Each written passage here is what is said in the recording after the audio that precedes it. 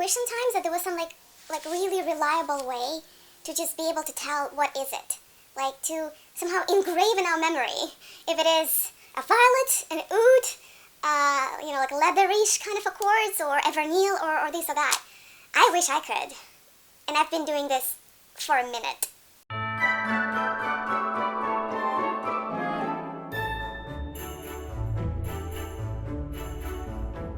Hi friends, today we're going back to the roots, back to what it is all about, and this is developing our noses, benchmarking kind of the memory versus the perception versus the mood versus whatever the magnetic field on earth is telling me today. I am going to put myself through a challenge. Thank you so much for those subscribers who keep sending me the blind testing challenges. And we're going to talk a little bit about what I feel, what I remember, what it could be. If you want to kind of learn more about it, I'll add a little bit of a kind of expose to how to develop your nose and what the blind testing is all about at the end of this video. But let's jump right in. So here I have a rather unusual challenge that was sent to me by my subscriber. To be honest, I have no idea what it means. Some numbers, so usually you get like an array of decants, they are numbered, but some numbers, there's one, and there's one with a star. And actually I think I lost the number one. It's just, don't judge, or judge if you want. I don't know how I do this. Like sometimes I just lose one. But in terms of the clues, I only have 1, 2, 3, and etc. and etc. So I don't know what is the fragrance 1 versus 1 star really means. And since I already lost the number 1, we're going to start with an exceptional one, which is, I assume, comes with a star. So how I usually do them, and again, I'm happy to kind of get together for a stream or just record a video to like kind of give you some guidance how to develop your nose, how to challenge yourself this way, how to sort of develop your senses. But the way that I usually do it, I open them all, I put them on a piece of paper, I smell them, I just let them be.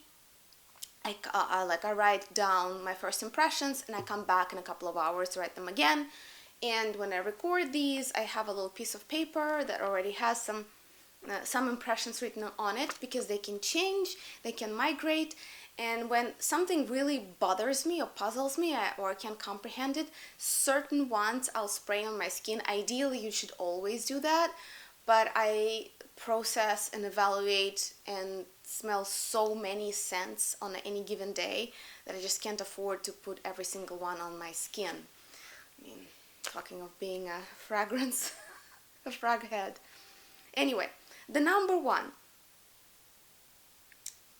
So this is pretty much, to me, is a refresher. What I've written down, and I agree with that, it's kind of a little dusty apricot-y. It's very like osmanthus, if a fragrance has a osmanthus in its pyramid or in its name, or like peachy apricot-y flavor.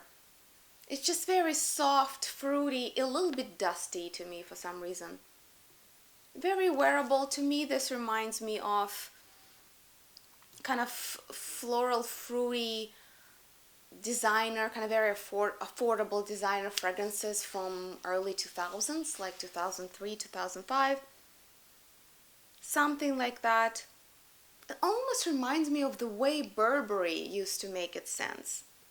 Talking of like timeless, fairly affordable fragrances that is just like so good, and you don't have to turn over the whole internet to find them like some niche that I tend to chase around.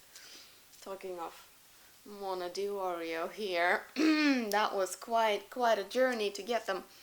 Anyway, number 1 with a star seems to me familiar. Is it apricot? Is it peach? Is it pear? Hard for me to tell. This could be Lalique, some of their older stuff. This could be, goodness, those kind of like Escada, Oscar de la Renta.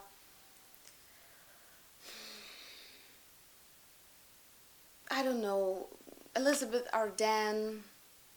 like all like certain, I think Burberry is a little bit more sophisticated than that. That could be Chloe. Chloe had something peachy or pear like. You know, like those, like when the ads is the girl in this like fluffy dress just like running through the streets. Romantic, accessible, semi-sweet, fruity. I wouldn't call this sophisticated, but it's kind of pleasant. So I probably wouldn't buy it, but if I had it, I would wear it. It's just one of those easy to wear flirty perfumes. All right, the moment of truth. Let's see if I got the main ingredients and kind of placement, the marketing placement right. Uh-huh. Okay. Well,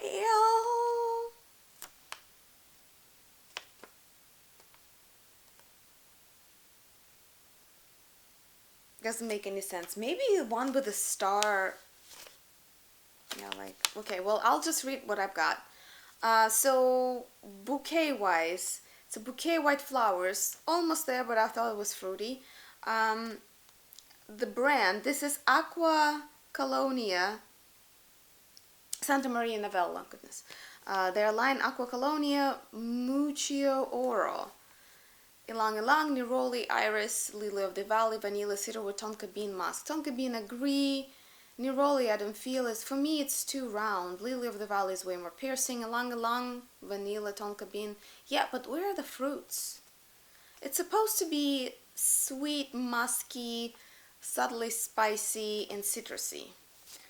I am again wondering if there's some part of this package that I either misunderstood or is missing, because this says number 1 and I have one with a star.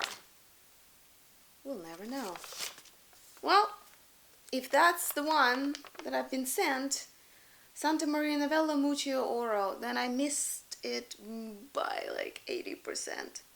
I don't know, this to me almost reminds me of Killian Good Girl Gone Bad, but like a much lighter souffle type of version. Actually, Lalique could make something like that. Alright, okay. Well, this one, there's number 2, and there's number 2 with a star. So, but only one clue. Let's see.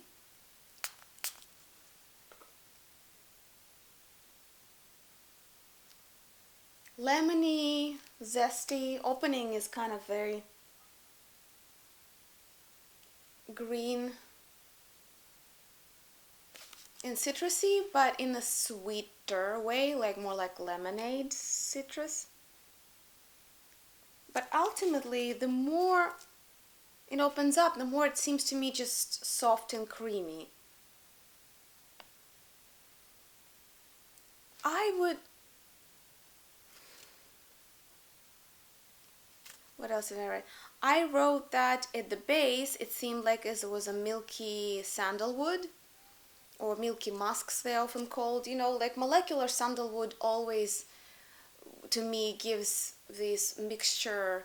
It's kind of migrating between pickles, milk, and dusty woods. Interesting palette for sure. But molecular sandalwood kind of gives me that impression of it.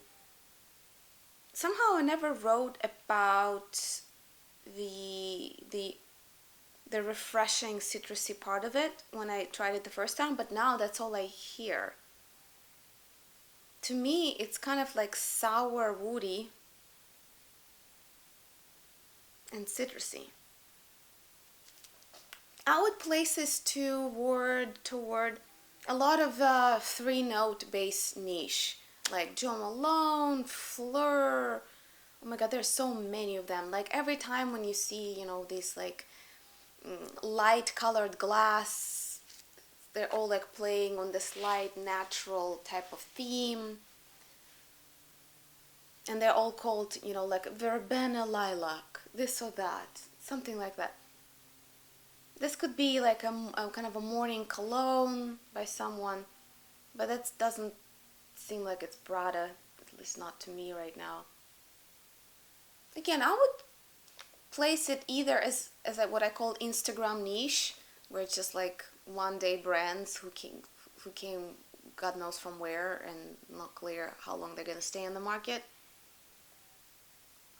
And we've seen so many of them come and go. You just look at the Sephora fragrance lineup. It's just a constantly revolving door of something fruity, young and Gen Z friendly. It's like at this point, like, let's like give some respect to people from this generation. They're not that dumb and they're not that flippant. Like, there are people who are young who like something a little bit more sophisticated than pear with lilacs and musk.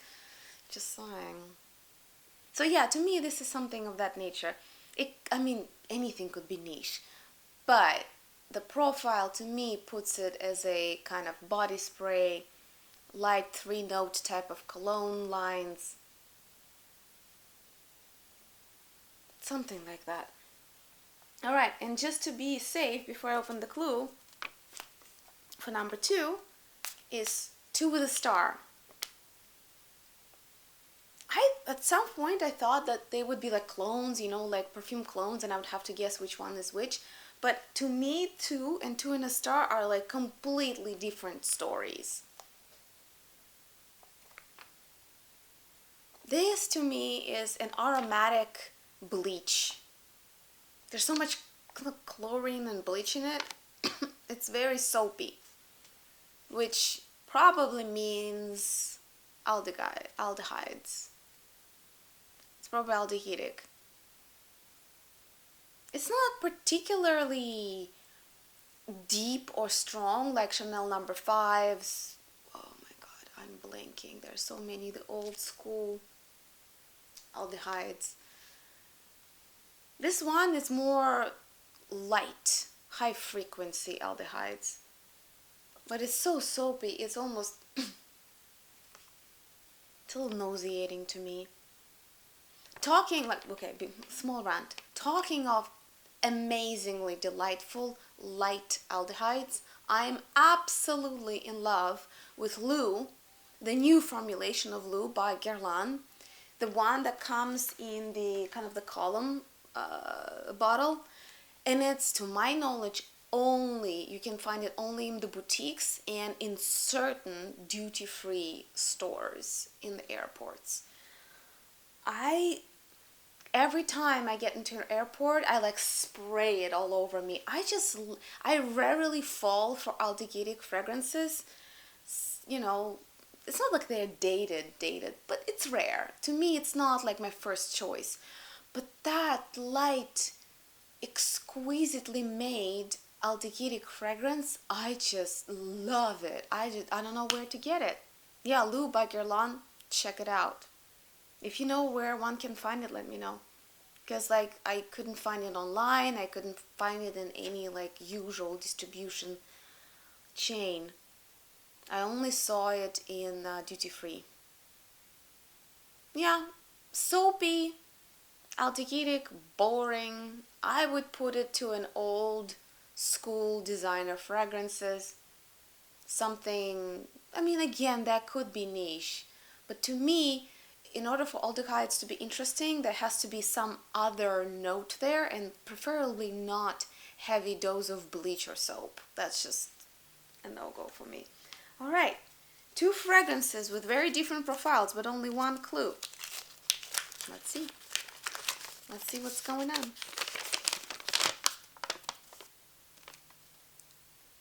Bois Imperial by Essential Perfumes. Okay, neither of these. Oh, actually, Bois Imperial could go to the number 2, because I said it was sour woody with sandalwood, as it seemed to me with some citrusy opening, and I think I got that right. Akigala wood, woody notes, vetiver, basilic, some pepper, timut, ambroxan, patchouli. Quenimbish 2020.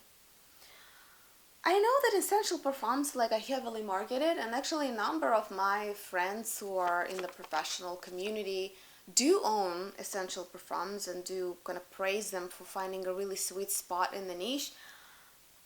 I'm not sold just yet. To me, it's just boring when the brand is called Essential Parfums, or like scents. I just I can't, and it looks so generic. I can't relate. I can't relate to something that has such a generic name. Similarly, when it comes to product design, I don't know why I'm talking to you about my other career. When an app ends up with the name Notes or Numbers, talking of Apple, it just leaves me kind of lost. It's like, yeah, there is a certain beauty and simplicity, but there is a point when you cross a boundary where it becomes not just simple but nameless. It just becomes anonymous. It becomes no name. And this is what like I feel when I see like incredibly generic packaging, done overdone, like scent names like Boy Imperial, Boy, like woods, right, in translation, and with names like simple perfumes, essential fragrances, scents. I mean, sorry, not sorry. Like, sometimes I just want to say to the marketers, like, do you know how many fragrances are out there? It's like naming a child Jane Doe. Like why would you name? And again, like in so many of those, what I call Instagram niche, so many of those brands, so it's generic brand name, it's generic packaging, it's generic scent names, fairly generic profiles. Here is some fruits, here's some woods, here's some white flowers, here's some aquatic for you. And in the scents themselves are like, as people try to praise them, like it's the highest praise I've heard, good enough. It's like, I don't get it. I don't get it. Are we like trying to win a prize in mediocrity? Okay, I'm gonna stop. I'm gonna stop here. I'm gonna make some unnecessary enemies. I'm not saying that Essential Parfums is a bad brand. I'm not saying that. I'm just saying I'm not convinced. Maybe, I'll smell something and I'll change my mind. Okay, so I think the number 2 was it.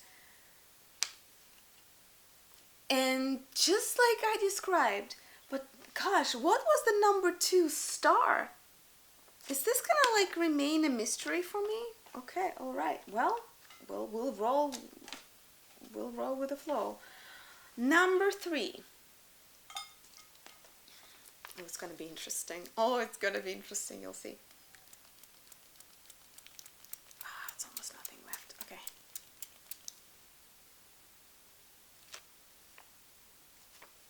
It's not as bad as I remember it.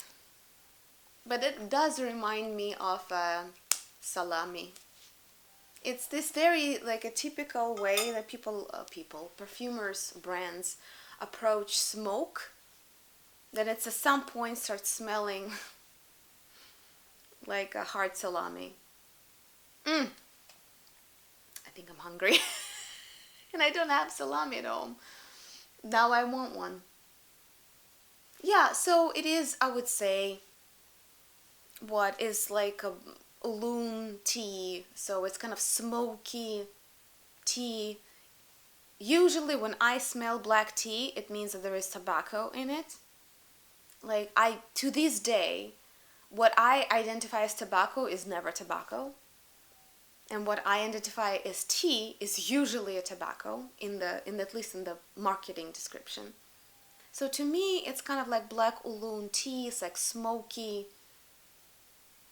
That's all I really feel like. To me, it's a little flat. It's good. It's good. It's solid. It has this dry, soft spiciness, but not enough. I wish I could just a little more of like a spicy kick, like almost like a tea latte or creaminess or something. But it's really well composed. It's clean. It's dry. It also kind of makes me think of like a sauna smells a little bit. Good stuff. I'm just not a big fan of tea fragrances for myself, but they're like just like vetiver fragrances. They're kind of like hard to go wrong with. Everybody finds them pleasant. Everybody enjoys the aroma. They're not gendered heavily. They're just good, calming kind of ambiance, great for focus. Like these kind of stuff, vetiver scents are perfect for office or working with people together. Unless you overuse it because this is quite smoky. Yeah, 2 sprays will do it. I would put it, actually it reminds me of a boutique Cartier. They're, I can't speak French, Durs, Hours, the Hours line. But the one, I think it was number 10 maybe. But that was just the smoke of the smokes. That's like the burning smoke of hell. That was. So this is softer. So I would give it to niche like Frank Buckley. I would give it to Molinar. I would give it to, like reliable, good niche. For Serge Lutens, I think it's not sophisticated enough. It could be, what is it, Musk Milano or Merchant of Venice? Yeah, Musk Milano I think has a tea fragrance. Though I don't own anything by Musk Milano. That like it's reliable. I cannot see a designer house ever producing something like that. I would be like blown away if it's a designer fragrance. Because this stuff usually is very niche.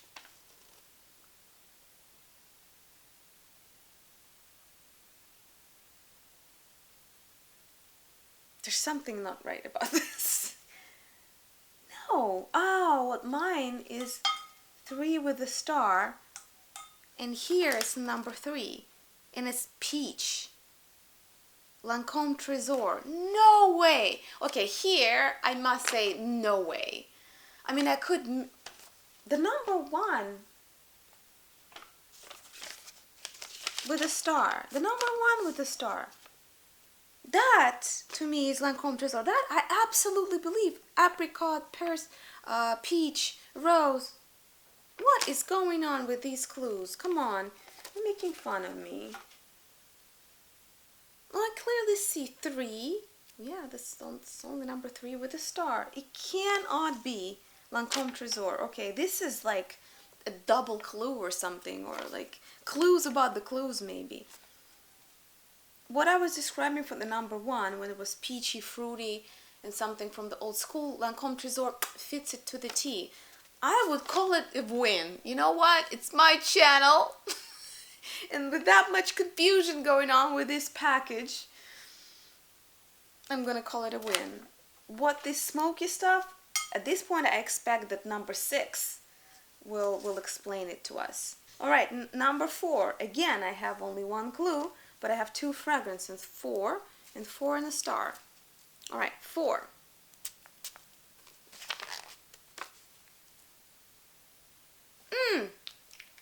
This is like old school stuff, like from the 80s, I would say. Because this is very mineral, dusty patchouli that used to be popular in the 80s. It's like, it smells a bit vintagey in the way it's made. It's either old school designer fragrance or something that's potentially discontinued, or like one of those Guerlain or Penhaligon stuff that, that just goes back and back and back in the day. Or it's somebody who is trying to reintroduce niche now. No, usually niche brands who try to reinvent old classics, they still put a spin on it. This to me just seems purely from the past. Caron could have made something like that. It's kind of sort of like dusty mineral patchouli, which to me always smells like fresh plaster. Like for me this smells like of a home renovation, interior design, when you like repaint and fix all the holes, that kind of stuff. Those supplies often smell like that to me. Yellow flowers, not too sweet. Overall, maybe like there's some like ylang-ylang in there.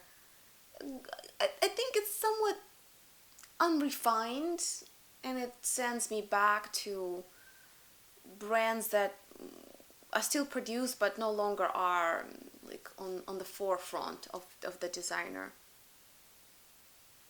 Yeah, I wouldn't wear it, I wouldn't buy it, but that's what I can say. Okay, 4 and a star, and then we'll open the clue. I'm so hung up on these notations, can you tell? And again, they're so different. I don't see any relationship between 4 and 4 and a star. Sweet sugar candies, annoying, not silly syrupy, but more like hard candy. Oh my god, I'm so getting this like hard candy stuff. Therefore, probably some kind of fruits, like candied fruits, like pears and apricots and peaches, like Montpensier, kind of like hard candy. It's bright, cheerful, sweet, and annoying. It has to be some kind of Escada, or Nina Ricci, or like those brands that kind of make a lot of these sweet, somewhat synthetic scents. Yeah, and I cannot detect anything common between them, rather than that they're both very dated profiles. This one I would put it into the 80s, the plaster with yellow flowers, and these hard candy I would put it to 90s, yeah. Okay, the clue number 4. I hope it. Wouldn't it be disappointing, like some of those true crime podcasts, when you listen to the whole season, only to discover no answers to any of those questions? Like, let's just pray that our questions will be answered. Uh-huh. I'm trying to guess which one is it. This is Perfumum Roma, which actually could have made either. The thing that's common between these two, that they are both very dense. And Perfumum Roma, as a very expensive Italian niche brand, all the creations that I've tried from them are very dense, almost like oily, like they almost like reek of essential oils. So this is Perfumum Roma d'Incanto. Should feel vintagey, yet modern vanilla. Okay. Patchouli, vanilla, gardenia, guaiac, mandarin, jasmine, tonka, myrrh, pine.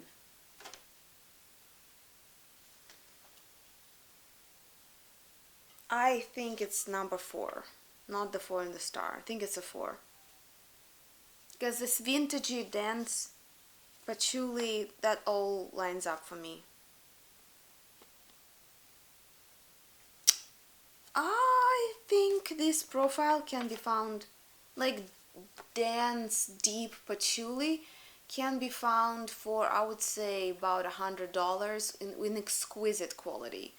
I probably wouldn't necessarily go to Perfumum Roma for that, but if you like that profile, I've never gotten down to that ultra modern vanilla. All I feel is the patchouli. Well, maybe like on the skin. Maybe I'll give it a go on the skin and see how I feel. Alright. Okay, so 4 and a star remains a mystery. Oh, number 5. I'm so hung up on this system. Okay, alright. Number 5. These stuff just, it's the bane of my existence, because all I can say that it is demure and kind of a little alluringly smothering. And I can never, like, I'm trying to remember, every time I say it, there's usually 1 or 2 ingredients that are common. I just need to memorize what there were. Because at this point I know if I say tea, it's often tobacco. This is just, to me, this one of those kind of orchidy scents, like Extase, Nina Ricci, I don't know, or cheaper brands that when they put orchid something. It can also be sensuous by Estee Lauder. That's what it reminds me of. They are kind of Nivea cream, like heavily soft, sweet, creamy, not bright. There's not much diffusion. It's just kind of like this somewhat smothering, sweet ambiance. Just sits close to the skin. I would say, though, for those of you who like lotiony scents, the kind of, you would also classify it as kind of luscious, very self-care. You could enjoy it. It doesn't have much of a projection, but it definitely has an allure. I would put it in the designer category.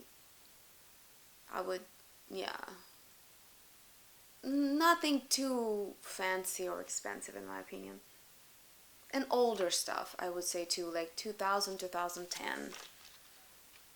In the way it's composed, that makes me think of those decades and how perfumes were.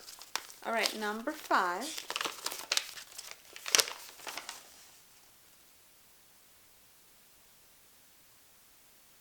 I'm so lost. Number 5 is Molinar Amanita Le Spirit. Labdanum,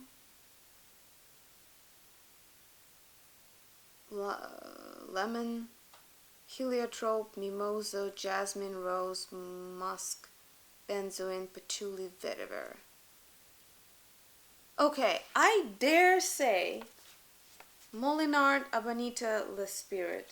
I dare say that smoke salami was it. Where's, no, I gotta find that now. That was 3 and a star. 5, 3 and a star. Do you see any? Okay, so what did I match? I matched 1 and a star. 1 and a star. I matched to 3. 3 in a star. I matched to 5. Could they be skip the number matches? Brain is like boiling right now. Gosh, why do you guys do this to me? Can we make it a little bit more straightforward? Okay, all right.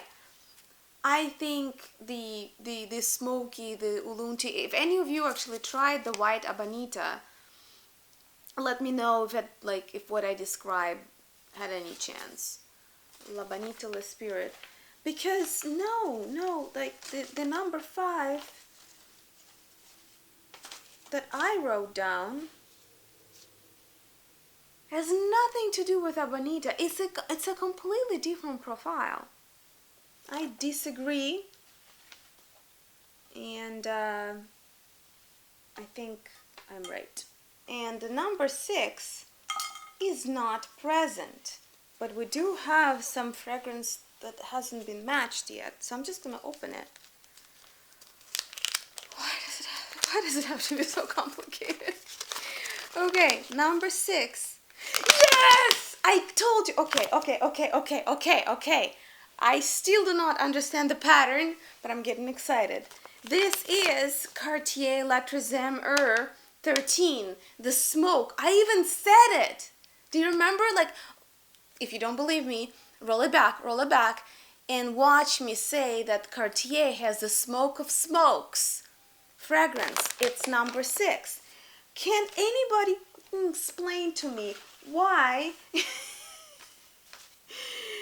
was it tagged as 3 in a star?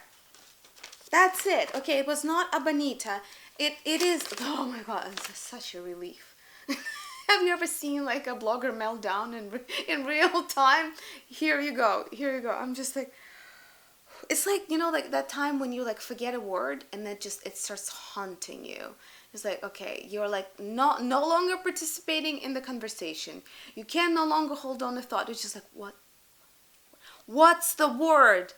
I've like, it's on the tip of my tongue, and like a week goes by, and until you relieve yourself by finding that word, it's just like the world comes to a halt, the whole life.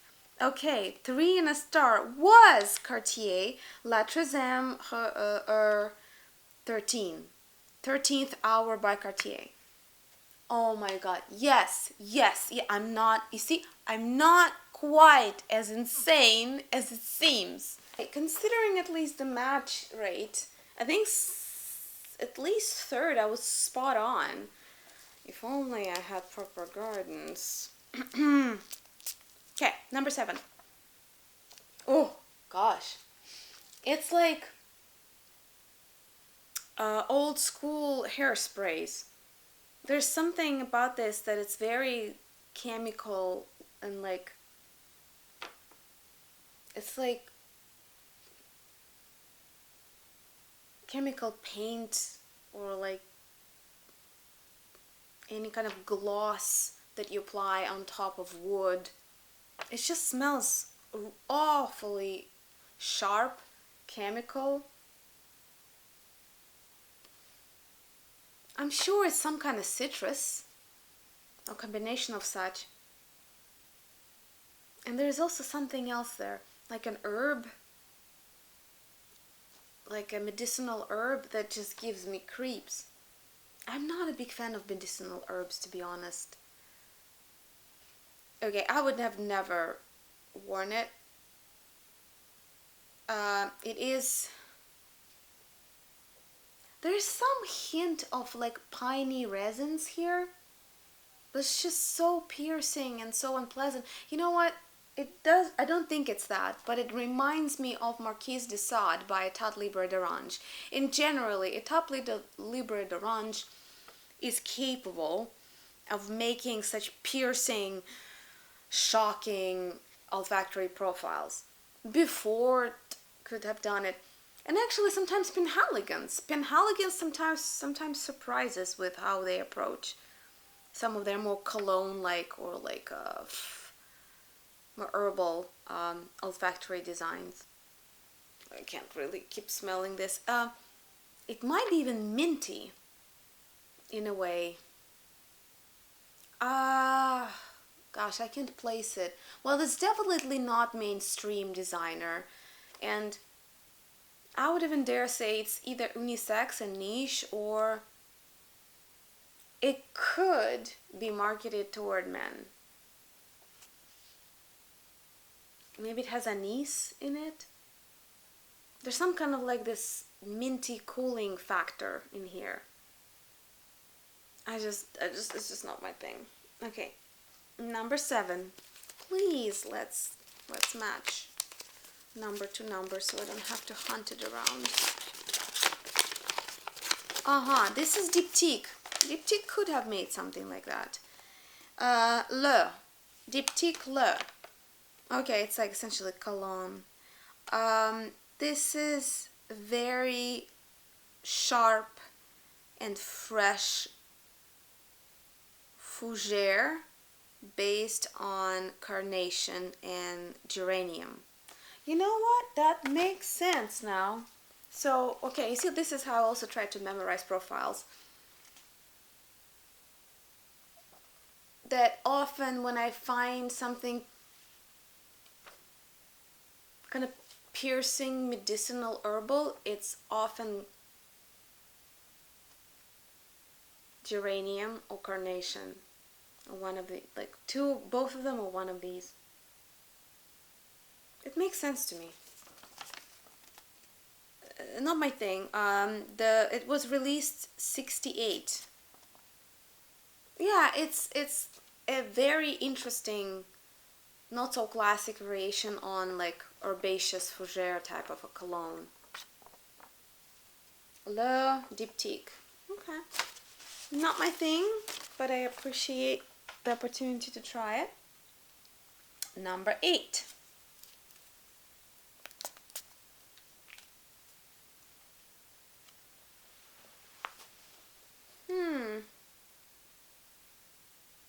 Bright. It's like a typical Italian cologne. You know, like Cologne by Eldo or some water.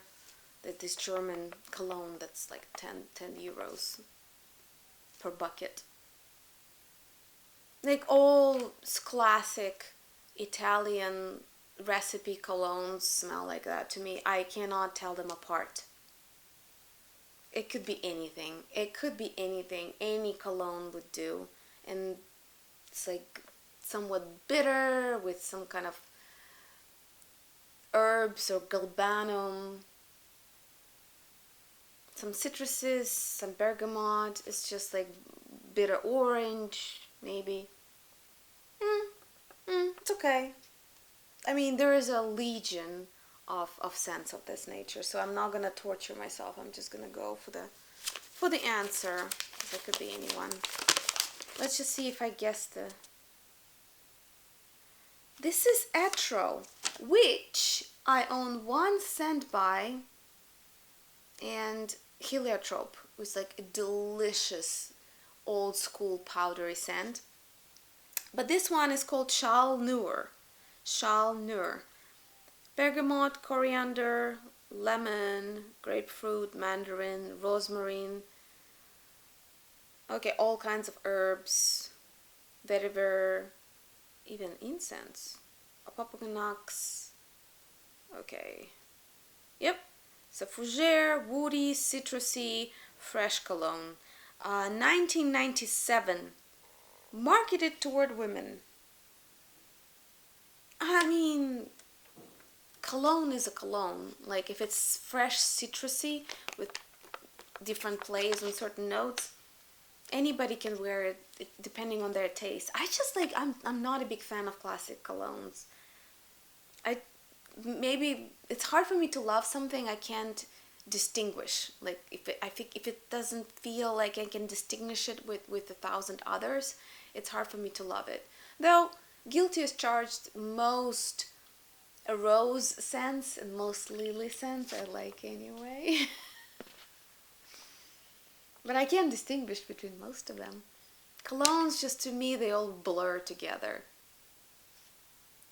But I would say in the modern world, for people older than 40, probably it's more likely a guy will wear it. For people older than 60, it's more likely a woman will wear it. And for people younger than 30, anyone will wear it. Okay, alright. Number 8, we're almost at the finishing end. And I am seeing that the number 9 is missing. So this is one of those matching exercises. Okay.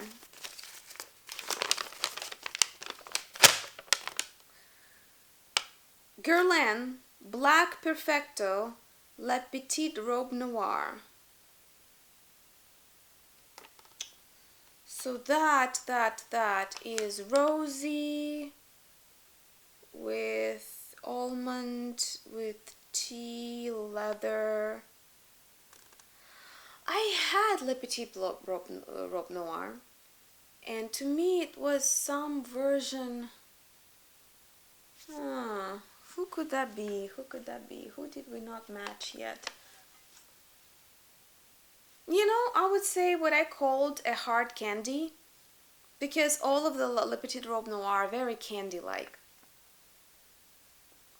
I wouldn't call it neither tea, leathery, black musk. Sorry, not sorry. But it does have these candied candied violets that Guerlain is so famous for adding everywhere. I think it is that. Yeah, what I called number 4 with a star is number 9. Guerlain Black Perfecto Le Petit Robe Noir. Goodness gracious, this is a workout for my brain, guys. Alright, and number 10, okay, I have a spray. I have something to spray for the last one. Oh, this is like Santal 33 by Le Labo, and all of those marinated, pickled cucumbers. It's like pickles with a little bit of dill, with a little bit of some spices. I mean, it could be like there are many those pickle Santals out there, but the most famous one is probably Le Labo Santal 33. That's all I can say. I think it's either Le Labo or it's some kind of affordable niche like Miller Harris. Oh boy, who else makes things like that? You know. No, you don't do. It's like, no, we don't know. Tell us. Who else makes pickles? Pickled, kind of like this green, pickled sandalwood fragrances. Many could. Yeah, I'm gonna keep it at that. I wouldn't wear it. It's a very specific profile. I'll be blown away if it's Le Labo, but probably not. Ex Nihilo Santal Calling. Compared on Fragrantica by Santal 33, so I'm actually almost to the point. It is irisy, and that's what's supposed to make it interesting. It has iris and milk in it. And then Santal, musk, and vanilla.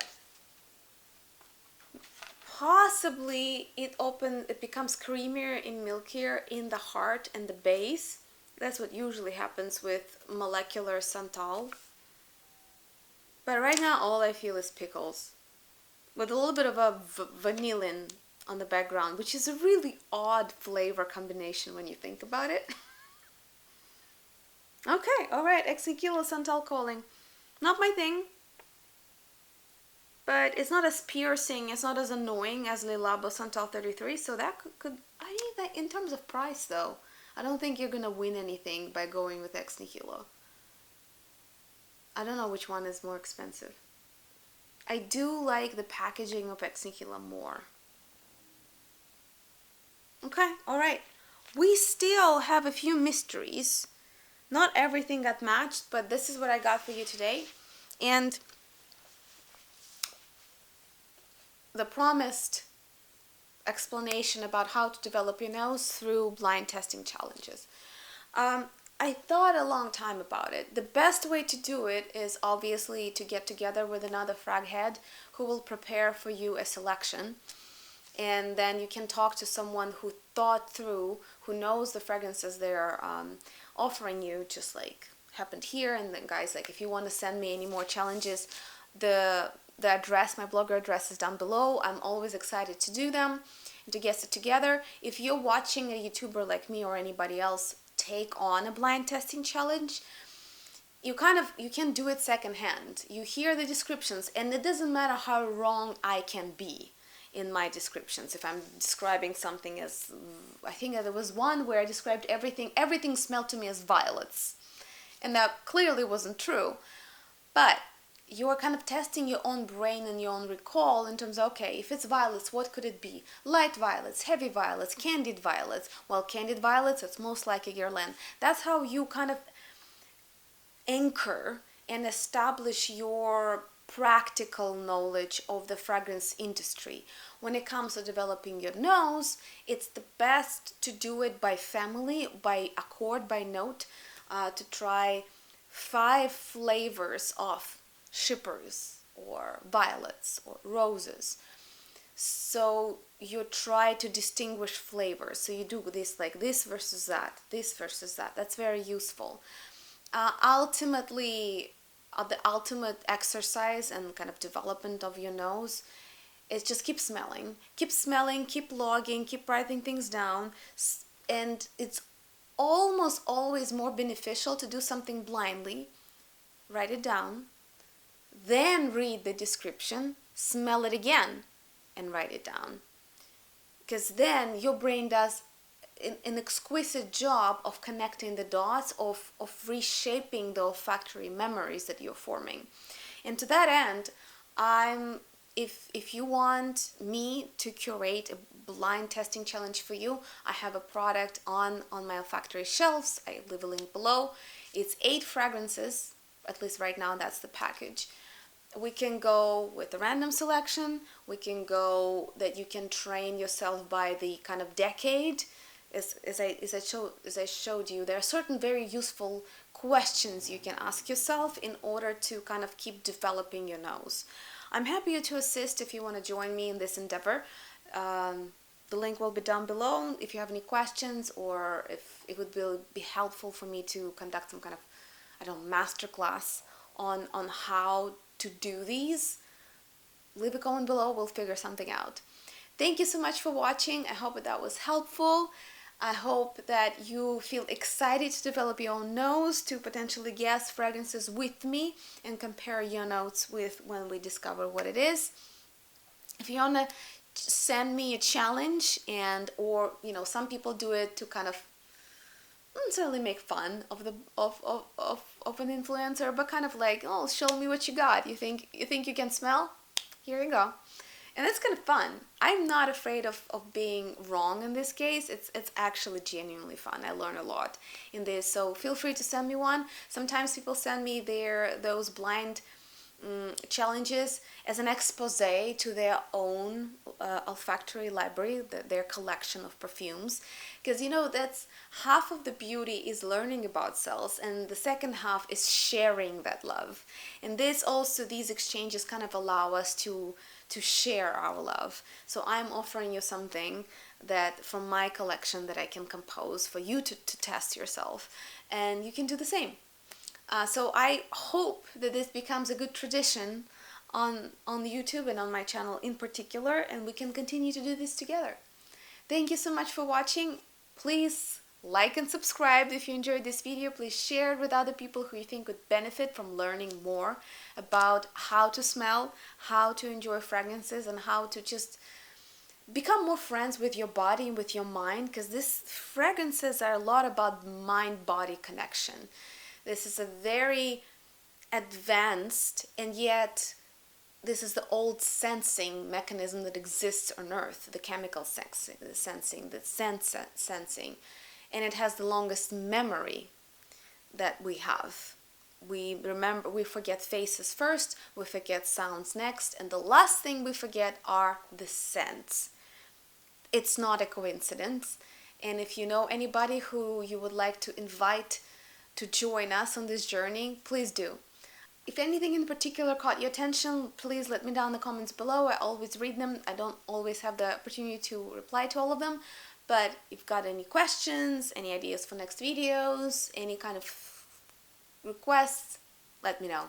Thank you so much for watching. See you in the next one.